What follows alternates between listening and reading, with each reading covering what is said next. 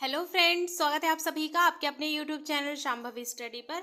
तो आज जो है हम करने वाले हैं फ्रैक्शन में जब भिन्न आपको अनुचित दी गई हो और अंतर जो है वो समान दिए गए हों सभी भिन्नों में। तो देखिए जैसे कि यहाँ पर लिखा है, आप देख पा रहे हैं कि टाइप 2 जो है कि जब भिन्न अनुचित हो और सभी भिन्नों का अंतर समान हो, जैसे 1 हो, 2 हो, 3 हो, 4 हो या कुछ भी हो, तब उसको हम कैसे सॉल्व करेंगे। इससे पहले मैं आपको उचित भिन्न वाला करा चुकी हूँ।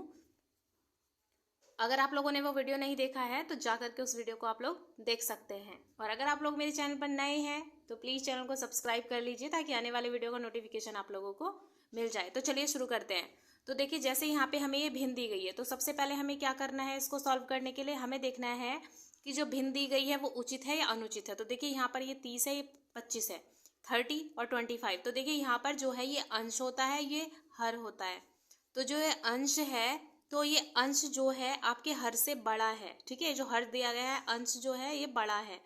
यहाँ पे ये 25 है, ये 20 है, तो देखिए ये भी बड़ा है, अंश हर से बड़ा है। यहाँ पे ये 35 है, 30 है, तो देखिए 35 जो है 30 से बड़ा है। यहाँ पे 20 है और 15 है, तो देखिए यहाँ पे ये 20 जो है वो 15 से बड़ा है। तो देखिए यहाँ पर ये बड़ा है, क्योंकि अंश बड़ा है तो भिन्न कैसी हो गई, ये अनुचित।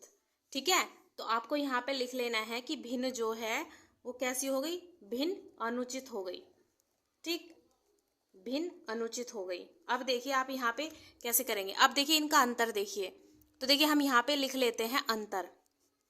अंतर कितना होगा, 30 और 25 का अंतर जो है वो कितना होगा। तो देखिए अंतर 5 होगा इसका, और इसका अंतर भी कितना होगा, इसका अंतर भी 5 होगा। 25 और 20 का अंतर भी कितना होगा, 5 होगा। 35 और 30 का अंतर भी 5 होगा।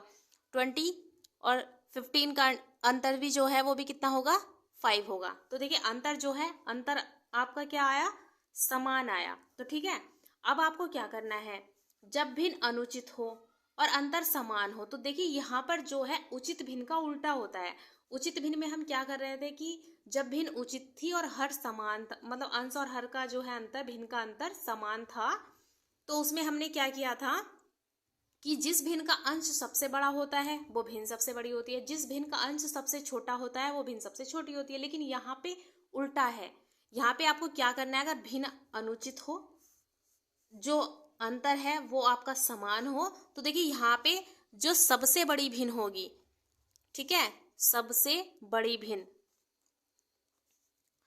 तो सबसे बड़ी भिन्न कौन सी होगी, तो देखिए जो सबसे बड़ी भिन्न होगी वो होगी जिसका जो है अंश सबसे छोटा होगा। तो देखिए यहाँ पे 30 है, 25 है, 35 है, 20 है। तो देखिए अब यहाँ पे आप बताइए इसमें जो है अंश सबसे कम किसका है। तो देखिए यहाँ जो है आपको सिर्फ अंश से मतलब होना चाहिए। अगर अंतर समान आ रहा है तो अंश में आप देखिए कि अंश किसका बड़ा है और किसका छोटा है। तो देखिए क्योंकि भिन्न अनुचित है इसलिए जो है सबसे बड़ी जो होगी आपकी भिन्न वो होगी 20/15। ठीक है, तो ये आपका आंसर हो गया। अभी यहाँ पर अगर आपसे पूछा जाए कि सबसे छोटी भिन्न ज्ञात कीजिए, तो देखिए सबसे छोटी भिन्न, तो सबसे छोटी भिन्न जो होगी वो होगी, यहाँ पे देखिए सबसे छोटी भिन्न जो जिस भिन्न का अंश सबसे बड़ा दिया गया होगा वो भिन्न सबसे छोटी भिन्न होगी। तो देखिए यहाँ पे 30 है, 25 है, 35 है, 20 है। तो देखिए यहाँ पे सबसे बड़ा भिन्न जो दिया गया है वो दिया गया है 35/30। तो देखिए ये जो भिन्न होगी ये सबसे छोटी भिन्न होगी, क्योंकि भिन्न, ठीक है, आया आपको समझ में। क्योंकि यहाँ पे मैंने कैसे किया, क्योंकि यहाँ पर सबसे पहले हमने देखा कि भिन्न उचित है या अनुचित है। तो देखिए यहाँ पर जो है अंश बड़ा है हर से, तो इसलिए भिन्न अनुचित हो गई। हमने देखा इनका भिन्नों का जो अंतर है वो समान आ रहा है। उसके बाद हम क्या करेंगे, जिस भिन्न का अंश सबसे बड़ा होगा वो सबसे छोटी भिन्न होगी, जिस भिन्न का अंश सबसे छोटा होगा वो सबसे बड़ी भिन्न होगी। वैसे ही हमने किया, सबसे बड़ी भिन्न क्या हो गई हमारी 20/15, और सबसे छोटी भिन्न जो हो गई वो हो गई 35/30। ठीक है, इसी तरीके से आप इसमें जो है आरोही क्रम भी ज्ञात कर सकते हैं। आरोही क्रम, तो देखिए अगर आपको आरोही क्रम ज्ञात करना है तो देखिए आरोही क्रम में मैंने क्या बताया था आप लोगों को कि आरोही क्रम जो होता है वो बढ़ता हुआ क्रम होता है। ठीक है, आरोही क्रम, तो आरोही क्रम जो होता है वो बढ़ता हुआ क्रम होता है, बढ़ता क्रम। ठीक है, ये आपको मैंने पहले बताया था। तो यहाँ पे देखिए आरोही क्रम, अब देखिए यहाँ पे जो है सबसे बड़ी जो है, सबसे बड़ी भिन्न कौन सी है? तो देखिए सबसे बड़ी भिन्न इन चारों में कौन सी है? तो देखिए सबसे बड़ी, जो सबसे छोटी होगी वो सबसे बड़ी होगी। तो देखिए यहाँ पे करना शुरू कीजिए। तो पहले सबसे छोटा, तो सबसे छोटा क्या होगा यहाँ पे? 35/30। उसके बाद कौन सा होगा? 30/25। उसके बाद कौन सा होगा? 25/20। उसके बाद कौन सा होगा? 20/15। तो देखिए ये था आरोही क्रम। इस तरीके से आप सवाल को हल कर सकते हैं। और मैंने आपको साइन के बारे में बताया था। मैंने आपके साइन इस तरह से बताया था कि जिधर की तरफ इसका मुंह ये खुला होता है उधर बड़ी संख्या होती है, और ये जिधर की तरफ से बंद होता है उधर छोटी होती है ना। तो ये चीजें बताई थी मैंने आपको पिछले वीडियो में। अगर वो नहीं देखा है तो उसको जाकर भी देख सकते हैं। इसी तरीके से आप इसका अवरोही क्रम भी लिख सकते हैं। ठीक है, चलिए नेक्स्ट क्वेश्चन पे चलते हैं हम लोग। उसमें क्या कहा जा रहा है?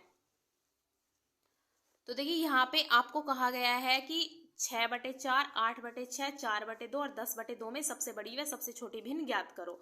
तो देखिए आपको क्या करना है, सबसे पहले वही तरीका। आप पहले देखिए कि भिन्न उचित है या फिर अनुचित है, क्योंकि अगर आप ऐसा नहीं करेंगे तो आप क्वेश्चन एग्जाम में जरूर गलत कर देंगे। ठीक है, इसलिए आपको सबसे पहले ये देखना है कि भिन्न अनुचित दी गई है या उचित दी गई है, उसी के अकॉर्डिंग आपको सवाल हल करना है। तो देखिए यहाँ पे जो है ये 6 है, ये 4 है, यानी कि अंश जो है वो बड़ा है। ये 8 है, ये 6 है, तो यहाँ पे भी अंश बड़ा है 4 और 2। ये यहाँ पे भी अंश बड़ा है, यहाँ 10 है और यहाँ पे ये 8 है। ठीक है, तो यहाँ जो है ये भी अंश बड़ा है। तो अंश बड़ा है तो भिन्न कैसी हो गई? भिन्न जो है वो अनुचित हो गई। ठीक है, भिन्न कैसी हो गई? अनुचित। अभी आपको क्या करना है जब भिन्न अनुचित हो गई? अब देखिए यहाँ पे अब आपको अंतर देखना है। ठीक है, अब अंतर देखिए आप। देखिए 6 और 4 में अंतर कितने का है? 2 का। 8 और 6 में अंतर कितने का है? 2 का। 4 और 2 में अंतर कितना है? 2 का। 10 और 8 में अंतर कितना है? 2 का। ठीक है, यानी कि अंतर जो आया है वो समान आया है। ठीक, तो अभी आपको क्या करना है? अंतर समान है, भिन्न कैसी है? अनुचित। तो देखिए जब भिन्न अनुचित हो तो जिस भिन्न का अंश सबसे बड़ा होगा वो भिन्न सबसे छोटी होगी, और जिस भिन्न का अंश सबसे छोटा होगा वो सबसे बड़ी भिन्न होगी। तो देखिए यहाँ पे आप ऐसे लिख सकते हैं, सबसे बड़ी भिन्न। तो बताइए यहाँ पे सबसे बड़ी भिन्न कौन सी होगी? जिसका अंश सबसे छोटा होगा। तो देखिए यहाँ पे जो है ये 6, 4। जब आपने अंतर निकाल लिया हो ना तो आपको जो है नीचे हर में क्या दिया हो उससे कोई मतलब नहीं, आपको सिर्फ ऊपर अंश देखना है कि किसका अंश बड़ा है किसका छोटा है। तो जैसे कि यहाँ पे देखिए 6, 8, 4, 10। तो देखिए यहाँ पे जो है 4 ये सबसे छोटा है, क्योंकि भिन्न अनुचित है। तो इसलिए जो आपका राइट आंसर होगा, मतलब सबसे बड़ी भिन्न जो होगी वो 4/2 होगी। ये आंसर हो गया। ठीक है, अगर आपसे पूछा जाए कि सबसे छोटी भिन्न, तो देखिए सबसे छोटी भिन्न कौन सी होगी? सबसे छोटी भिन्न होगी आपकी वो जिसका अंश जो है वो सबसे बड़ा होगा। तो देखिए 6, 8, 4, 10। तो देखिए यहाँ पे जो है 10 सबसे बड़ा है ना, तो इसलिए ये सबसे छोटी भिन्न होगी। तो 10/8 जो है ये सबसे छोटी भिन्न है। तो मुझे उम्मीद है कि आप लोगों को वीडियो पसंद आया होगा। प्लीज़ वीडियो को लाइक कीजिए, अधिक से अधिक शेयर कीजिए और चैनल को सब्सक्राइब कीजिए। मिलती हूँ आपसे नेक्स्ट वीडियो में, तब तक के लिए धन्यवाद।